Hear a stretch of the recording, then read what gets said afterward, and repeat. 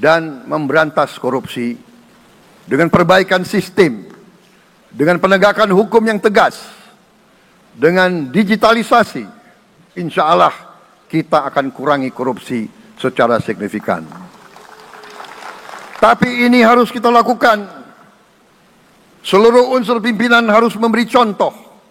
Ingarso sing tulodo.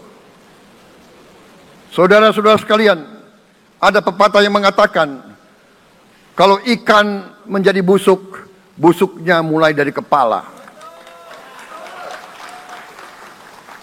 Semua pejabat dari semua eselon dan semua tingkatan harus memberi contoh untuk menjalankan kepemimpinan pemerintahan yang sebersih-bersihnya. Baik, saya kira begitu ya. Terima kasih. Mohon maaf kalau ada kekurangan. Billahi taufiq wal hidayah. Assalamualaikum warahmatullahi wabarakatuh. Nah, saya kira untuk menutup ini harus dipegang dulu sama Pak Dir ini. Angkat dulu. Ya kan? Sudah lemak. Yang ini angkat apa? Alami satu, Pak.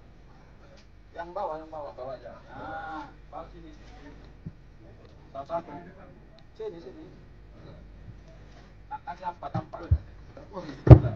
Walaupun kita nggak punya minimal pernah megang.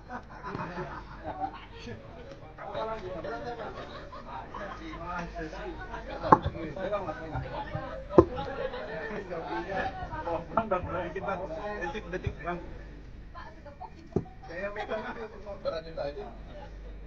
Oke.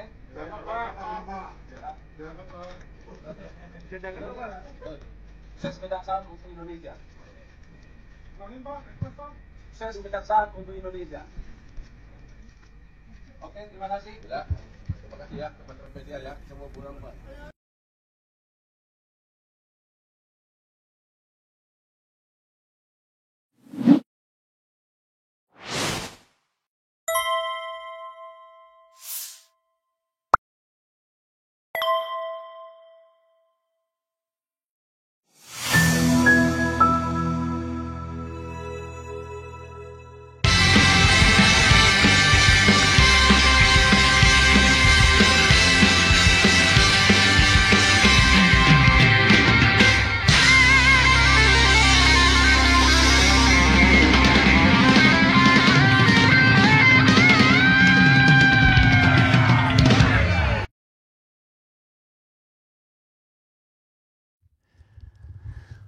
Assalamualaikum warahmatullahi wabarakatuh.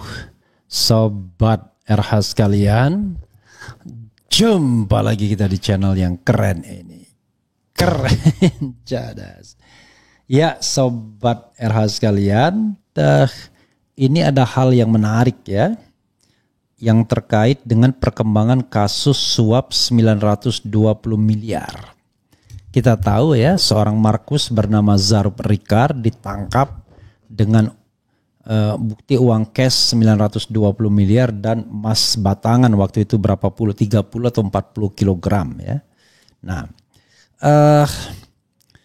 ternyata ini kasusnya dilimpahkan dan kemudian tidak ada transparansi soal asal usul uang tersebut. Jumlahnya pun ada spekulasi juga. Jadi dalam acara di iNews, koordinator Maki Boyamin Saiman mengatakan informasi yang dia dengar, yang disita itu bukan 920 miliar atau hampir 1 triliun, tapi 1,6 triliun. Lalu teman dari partai besar ya, aktivis mengatakan, wah bang, bukan 1 triliun tapi 2 triliun. Luar biasa kan, coba bayangkan negara ini bobrok dan rusaknya ya. Jadi kalau Prabowo masih mengatakan bahwa masyarakat puas 81%, masyarakat yang mana ya? Jangan-jangan masyarakat yang sudah terdidik untuk korupsi, untuk apa istilahnya ya? Untuk dibayar. Tapi coba kita bacakan apa masalahnya di sini. Skandal suap 920 miliar, jaksa dituding tutupi asal-usul dana. Presiden Prabowo diminta copot Jampitsus. Coba kita lihat, kita bacakan. Bantenviva.co.id.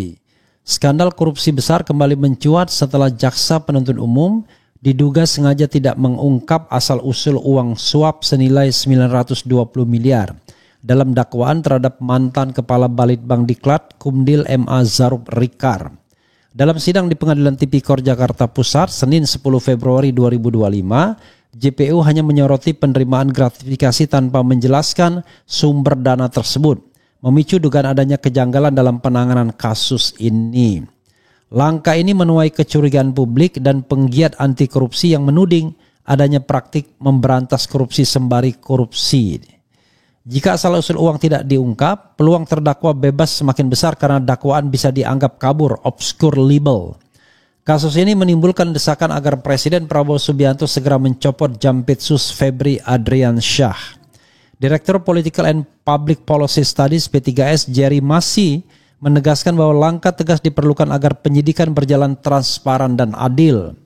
Bukan kali ini saja Febri Adriansyah disorot dalam kasus besar. Sebelumnya dalam skandal Jiwasraya yang merugikan negara 16,8 triliun, ia dituding terlibat dalam manipulasi lelang saham PT Gunung Bara Utama. Luar biasa ya. Kemudian aset senilai 12,5 triliun diduga dijual hanya 1,945 triliun melalui proses lelang yang penuh rekayasa. Kini kasus tersebut tengah diselidiki KPK.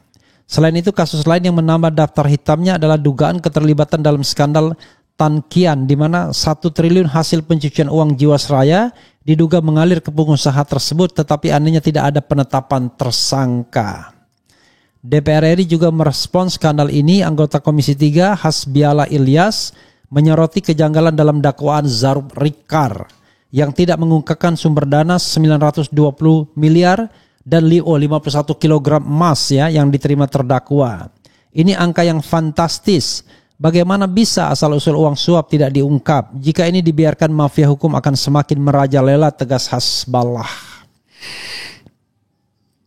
Ya ini benar ya, kalau 51 kg itu 1 triliun betul-betul ya.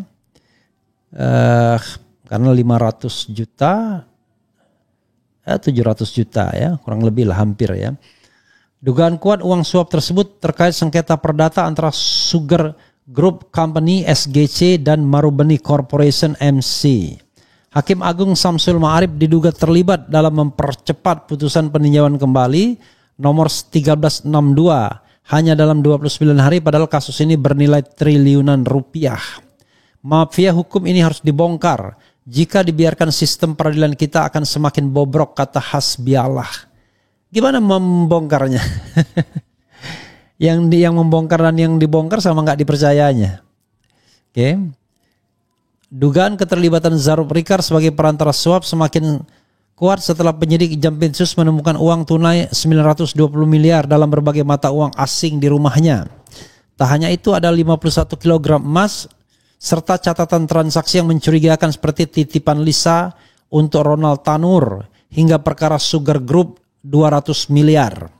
Jika benar uang 200 miliar ini diduga sebagai suap kepada Hakim Agung yang menangani sengketa SGC dan MC yang semula dimenangkan oleh MC tetapi kembali diproses secara nebis in idem, perkara yang sudah berkekuatan hukum tetap diadili kembali.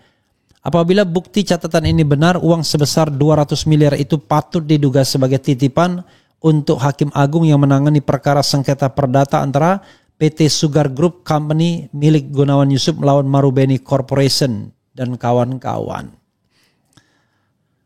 Pada kasus itu menariknya, Gunawan Yusuf tak menyerah. Ia tidak melakukan peninjauan kembali terhadap putusan kasasi nomor 2447, namun lebih memilih mendaftarkan 4 gugatan baru secara sekaligus, memanfaatkan azas ius curiae novit sebagaimana ditegaskan pasal 10 Undang-Undang nomor 48 tahun 2009 tentang kawasan kehakiman, di mana pengadilan tidak boleh menolak, memeriksa dan mengadili perkara ya.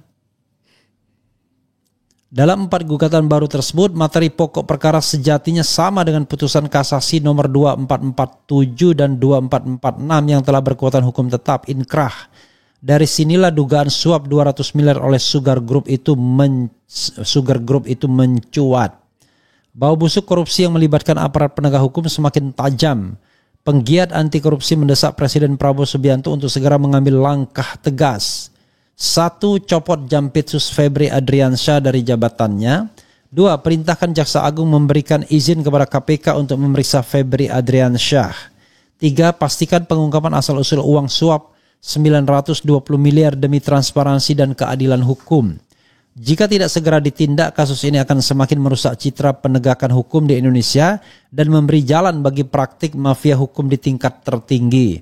Mampukah Presiden Prabowo menindak tegas kasus ini, ataukah mafia hukum tetap berjaya di negeri ini? Menarik juga nih tulisannya ya, dari FIFA ini ya. Jadi sobat era sekalian, ini ya, menarik ini kasus ini ya. Nanti kapan-kapan kita bahas kasus-kasus lebih dalam ya. Jadi banyak sekali kasus-kasus yang sebenarnya gak jelas gitu ya. Tiba-tiba A jadi B, B jadi A dan lain sebagainya.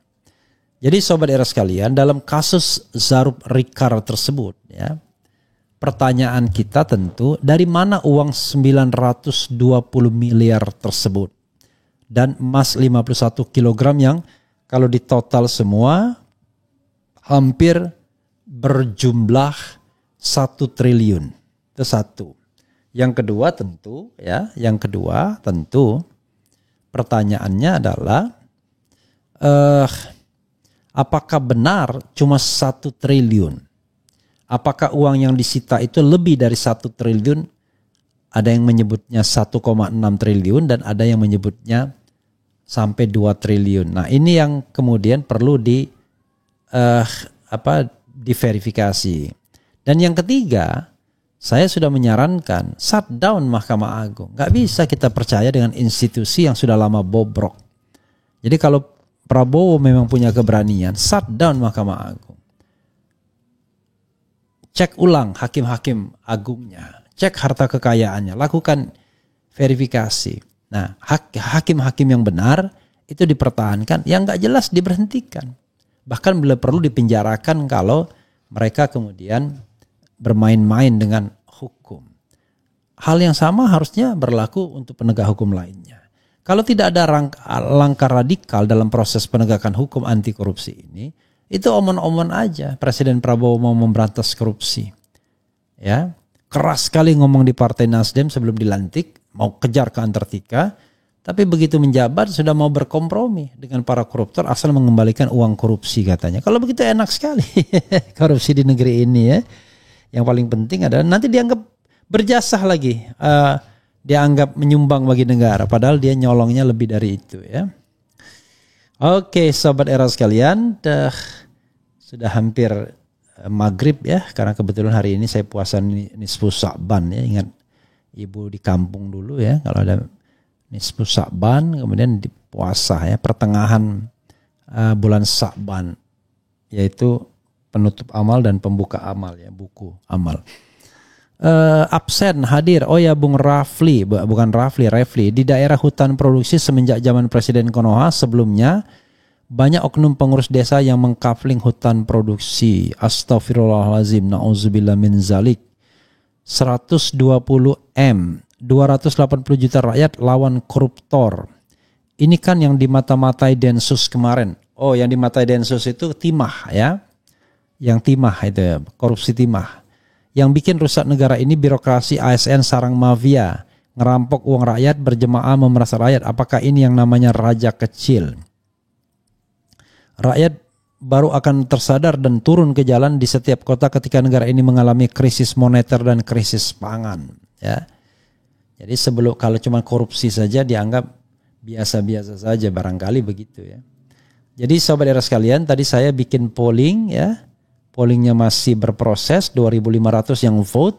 Apakah Anda setuju Prabowo dipilih lagi sebagai ketum Gerindra meski sudah jadi presiden? Yang setuju itu cuma 27%, yang tidak setuju itu 31%. Bukan urusan saya, yang skeptis itu 42%. Gawat juga ya kalau saya bacakan ini ya, selain Zarub Rikar tadi. Jadi kalau dalam kasus Zarub Rikar, dari awal saya sudah mengatakan sobat era sekalian ya, termasuk mantan hakim konstitusi yaitu Marwar Siahaan, shutdown Mahkamah Agung ya. seleksi ulang hakim-hakim agung yang ada, bikin perpu dalam keadaan darurat. Kalau kita mau memberantas korupsi dan tidak omong-omong, mumpung itu menjadi momentum Zaro Prikar, keluarkan perpu. Memang ini akan kontroversial, tapi ini akan menyelesaikan sebagian masalah korupsi di Republik ini. Setelah itu nanti ke kepolisian, kemudian ke kejaksaan. Pecat semua orang-orang yang korup. Udahlah, kita tahu. Kalau ada kekayaan nggak masuk akal, itu sebagian korup pasti. Atau minimal trading in influence. Nah, Anda lihatlah ya bagaimana kehidupan para penegak hukum itu, kan begitu ya. Oke. Kemudian seharusnya siapapun yang sudah terpilih menjadi ini komentar orang-orang soal Prabowo menjabat lagi ya. Dia bilang seharusnya siapapun yang sudah terpilih menjadi pejabat negara harus melepas atribut partai yang melekat terlebih lagi bagi seorang presiden. Nah, ini anak rakyat Indonesia aja paham ya. Mungkin harus dipikirkan presiden jangan lagi menjadi ketum karena pasti bakal ada konflik kepentingan. Apalagi presiden juga mempromosikan peserta pilkada lalu. Ketika ditanya bertindak sebagai apa, dijawab saja dengan mudah. Saya kan ketum parpol, padahal di satu sisi ia juga presiden Republik Indonesia. Nah, itulah. Sehingga keteter orang Gerindra. No comment, karena dari dulu saya nggak pernah milih Gerindra. Itu beda lagi ya. Apakah tidak bertentangan dengan undang-undang pilpres batas maksimal usia capres? Nggak ada ya. Nggak ada batas maksimal. Udah menjadi presiden dan buktikan hasil kerja dulu ke rakyat. Jangan serakat dong, borong jabatan itu ini, gimana mau konsentrasi. Harusnya kalau sudah terpilih jadi presiden, jangan lagi jadi ketua umum partai agar fokus memikirkan negara dan rakyat. Iya, tapi kalau fokusnya periode kedua ya susah kita ya. Kenapa sih aturan partai ini? Pantaslah pejabat korup. Dia perhatikan juga nasib-nasib orang yang tidak ada hubungannya. Woi, presiden milik Indonesia. Mau apapun terserah asal jangan jadi presiden. Kono-kono Bang Repli ben sakarpe. Itu urusan partai Gerindra lo wae ora ono untunge ya. Ya itulah kalau begitu, kalau urusan Gerindra berarti Prabowo bukan presiden Republik Indonesia dong. Mending turun sekarang biar wakilnya yang ganti. Emang pejabat negara ini nggak ada etika semua. Omong-omong saja 100 hari belum ada nampak hasil. Lebih baik tidak di partai biar fokus ngurus negara sama ngurus rakyatnya. Bodoh amat, yang penting presiden berikutnya manusia yang pro rakyat. Mana bisa? Kalau pagi-pagi Prabowo mengatakan sudah jadi presiden, nggak akan kalah dia. Setuju anak Abah Anies Baswedan ketum Gerindra atau jadi partai terus. Nggak boleh begitu ya. Masa nggak jelas ya. Kemudian Sabodoteing, jabatan di Nege bisa double 350 seumur hidup mulai ketua RT sampai presiden, ketua DPR, ketua MPR dan lain. Emang ada yang melarang. Kasihan Pak Prabowo juga dan tanggung jawab yang diemban. Udah banyak sebagai presiden dan jangan dibebani lagi sebagai ketum partai. Jadi sobat era sekalian, kalau ada yang melarang, undang-undang yang melarangnya dan masih juga dia menjabat, itu sudah kebangetan ya. Nah, ini kita bicara tentang etika politik. Kita bicara bagaimana bernegara yang benar tanpa berpikir undang-undang. Masa sudah menjadi presiden Republik Indonesia lalu dipilih lagi menjadi ketua umum partai politik? Kan aneh sekali. Apa jabatan yang lebih tinggi daripada presiden Republik Indonesia? Enggak ada. Itu sama saja kita sudah terpilih sebagai presiden lalu melamar sebagai ketua RT atau ketua RW. Kan enggak bisa begitu. Ya. Oh, tapi ketua umum partai bukan ketua RW, ketua RT. Iyalah ya. Tapi intinya adalah tidak ada jabatan yang lebih tinggi daripada presiden Republik Indonesia. Jadi jangan heran kalau kemudian sobat era sekalian mengatakan ketidaksetujuannya ya. Jadi ini objektif ya. Saya paham kenapa mereka tidak setuju. Bahkan angkanya makin kecil ya. Setujunya cuma 26% dari 2.800, tidak setujunya 31%, bukan urusan saya 42%. Jadi kalau saya katakan yang setuju cuma 26% saja rakyat Indonesia ya. Dari yang ikut polling ini. Wah, ini kan tidak ilmiah. Tidak ilmiah, paling tidak orang yang terdidik yang memberikan pendapat ya. Bukan orang yang sembarangan ya. Oke.